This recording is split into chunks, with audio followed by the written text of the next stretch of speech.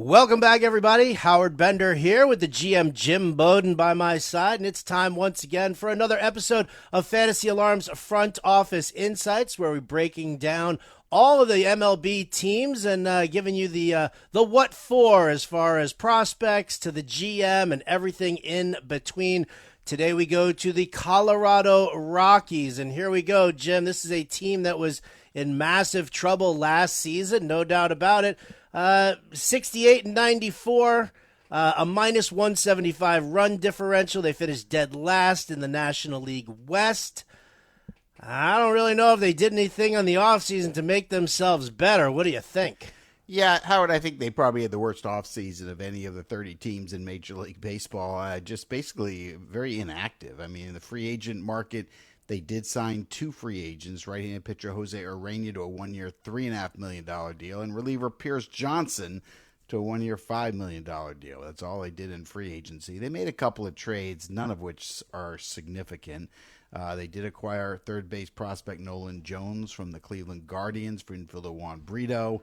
They traded right-hand pitcher Chad Smith to Oakland for right-hand pitcher Jeff Criswell. Trade outfielder Sam Hilliard to the Braves for right-hand pitcher Dylan Spain. Traded outfielder Connor Joe to the Pirates for right-hand pitcher Nick Garcia. And probably the best trade under the radar was picking up right-hand pitcher Connor Seabold from the Boston Red Sox for a player named later. But none of those trades, none of them, are significant at all when it comes to fantasy. No, unfortunately not. You could say Nolan Jones fighting for that third base job, but this dude's got a near 50% strikeout rate here in spring training already. So problems over there at the hot corner. Let's just go through the positions here around the diamond and talk about what we've got. Elias Diaz behind the plate, CJ Cron at first. Ryan McMahon is moved over to second with the Brendan Rodgers injury. Nolan Jones is fighting it out with Elihuris Montero and Mike Moustakas for third. Ezekiel Tovar is expected to be the starting shortstop. And in the outfield, you've got a mixture of Chris Bryant, Randall Grichuk, Michael Toglia, and I guess Charlie Blackmon's in there somewhere, maybe as the DH. Any of these guys for fantasy purposes for you, Jim? Well, I think C.J. Cron, Howard, I think if you're looking for late round first baseman, he brings a pretty good value. I mean, remember, he plays half his games at Coors Field. And Howard, last year, he did hit 29 homers.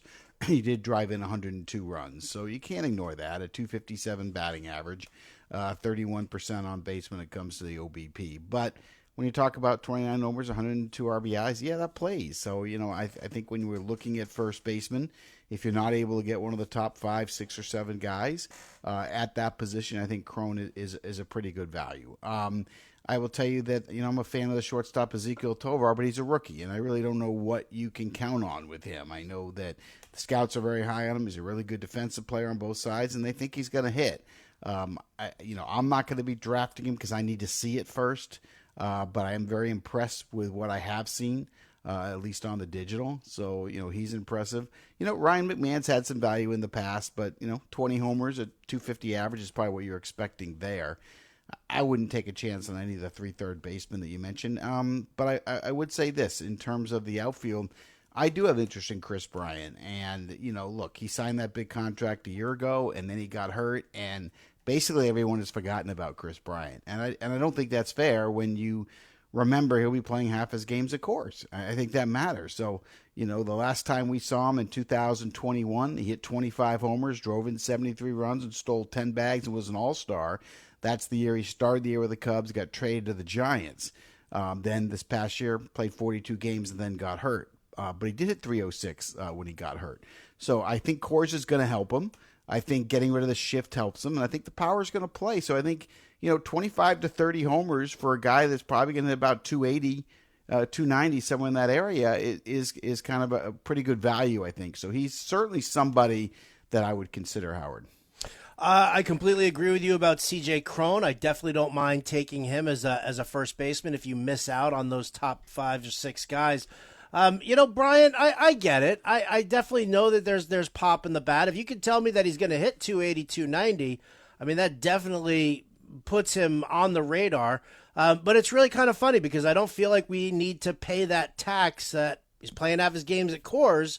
That we usually do, especially with this group that they've got. Bryant and Crone seem like the only true power guys who are going to be able to deal with the bat like that. Everything else, and I'll say this, Jim, because we've been doing a lot of these these team profiles, and I'm keeping a very detailed record of rookies who you need to see it from first, and rookies who you have more confidence in. So Ezequiel Tovar goes into column B as opposed to column A, just based on the recommendation. So I'm with you. Again, I don't really know anybody here on this team that, offensively speaking, that I'd really be that happy with outside of Bryant and Crone. So, I mean, do we even go to the pitcher's mound? I mean, I would have to say that drafting Rockies pitchers in fantasy, Jim, has never been a building block of a championship season. Yeah, and especially a team that's not expected to do anything except finish in last place as well, right? I mean, last year when you look at the starting rotation they have, which, by the way, isn't that bad of a rotation when you talk about Herman Marquez and Kyle Freeland, Austin Gomber as their big three. Of course, we talked about Arania and Sebald, acquisitions in the offseason. But, Freeland and Marquez, just an example, 9 wins each last year. Gomber had 5 wins last year. So not a lot of W's from them. And then, all of their starters are ERAs 4.5 to 5.5, which isn't going to work in fantasy.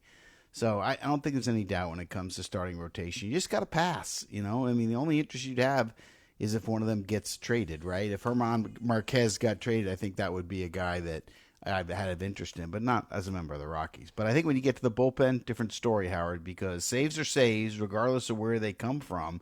And I think one of the biggest surprises last year was their closer. Yeah, Daniel Bard put together a fantastic season for himself last year. I mean, listen, his ERA was north of, what was his ERA last year? I want to say, or maybe it was the projections that have him as with an ERA north of 4. You're right. Saves are saves. And what I like about Daniel Bard, or at least what I have liked about Daniel Bard and drafting him as a closer, is the lack of competition in the bullpen for saves. They do have Brad Hand, lefty, closer experience, some, absolutely. Pierce Johnson, a righty, some minor closer experience, but for the sake of what you're drafting and who you're picking up for saves, I do think that Bard is a worthwhile guy if you're looking in that range of like David Bednar or some of the other lower end echelon of closers. Yeah, I think it's a good point. And look, he wants to be in Colorado, and last year he learned he could pitch there. I mean, a 1.79 ERA. Do we expect him to repeat that? Probably not. He converted 34 of 37 save opportunities. Can he repeat that? Probably not. They hit 162 against him last year. His whip was under 1. He had an unbelievable year. I think it's hard for any of us, though, to think there's not going to be regression on that kind of year for a 37-year-old right-hander. But understand this, as long as he stays healthy, he's figured out the role and figured out how to get outs at Coors Field. So, I do think that he's kind of a significant player to look at, like you said, when you're going, if you're not going to get a closer early, when you get down to that area, the David Bednars or the Alexis Diaz of Cincinnati, certainly Daniel Bard's a guy to consider. A 1.79 ERA last year. That's blowing my mind right now. I guess the north of 4 have just been all the projections that we've seen. So, all right, not a whole lot of great fantasy value here on the team right now. Let's talk about what they've got in the farm system. Tovar is a rookie, but you need to see it beforehand. But I have a sneaking suspicion that there is an outfield prospect in this organization, Jim, that you might not need to see it. Yeah, I mean, look, I think one of the things that I love about the Rockies farm system is they have an outfielder who I have a baseball crush on. I have him ranked number 2 behind Jordan Walker in the prospect list, and that's Zach Veen. Zach Veen's going to be the next star in Colorado. The only question is, when does he arrive? I don't think he's ready to arrive to start the year, and I don't know if it's going to be midseason or if it's going to be September or when it's going to be. I do know he's a special player, and he's special because, among other things, for fantasy reasons, he steals bases at will. Like, it's not even a question for him. And it's not just because of his speed. This kid reads the pitchers really well and has great instincts and great jumps. Just to put it in perspective for those that don't know, he stole 55 bags last year. And more importantly, when he was in Spokane, he stole 50 out of 54. And then when in the fall league, he stole 16 out of 18 in the fall league. And put that with a guy with 20, 25 home run power. Put that with a guy who I project will be a 300 hitter in the big leagues. You know, he uses the whole field. He's got gap-to-gap power. But, boy, his bat speed is special. It's electric. And when he pulls the ball down the line, he's got legit upper deck power. So, big fan of Zach Veen. Big fan of the future. He was, for those that don't know, the Rockies' first-round pick in 2020 and the 9th player taken overall. But he's going to be a special player. How at timetable, I don't know. I'll be honest with you. It's further enough away that I had a draft last night. Chose not to take him. I took both Jordan Walker and Anthony Volpe, two of the other top prospects in the game, because I felt there was an easier pathway for them to the big leagues. I think Veen is a little bit down the line. So, but I will say this: if he gets there, watch out.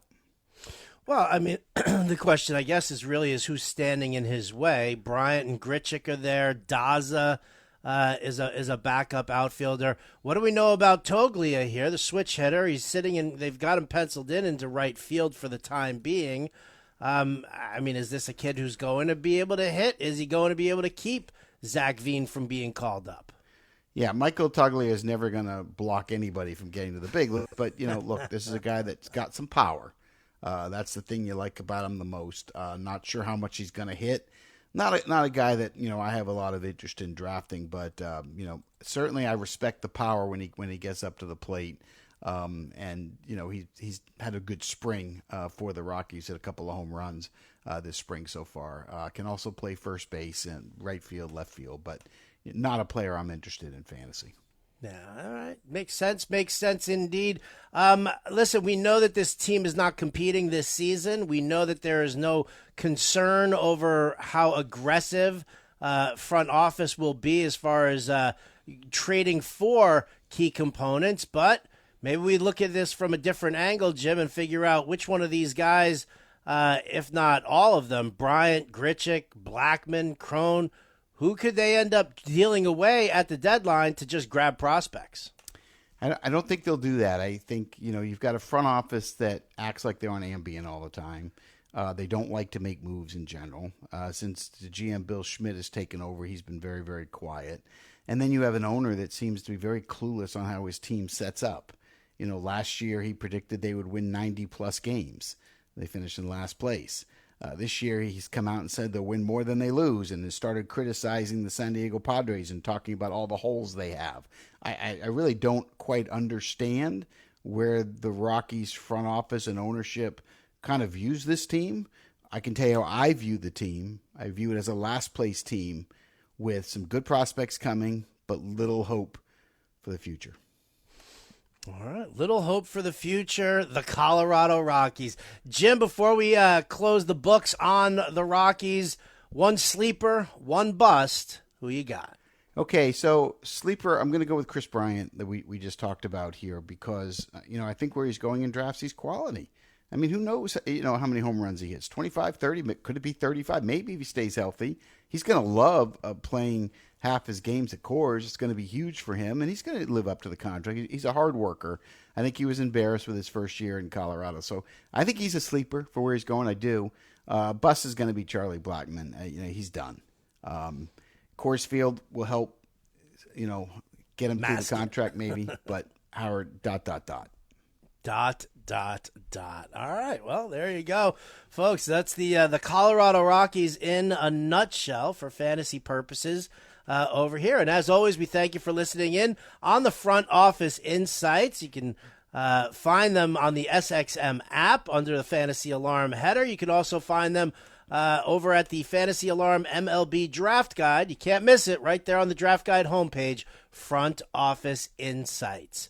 When we come back, Jim Bowden and I, well, we dive into some more news and notes and maybe take some phone calls. 888-963-2682. It's the Fantasy Alarm on SiriusXM Fantasy Sports Radio.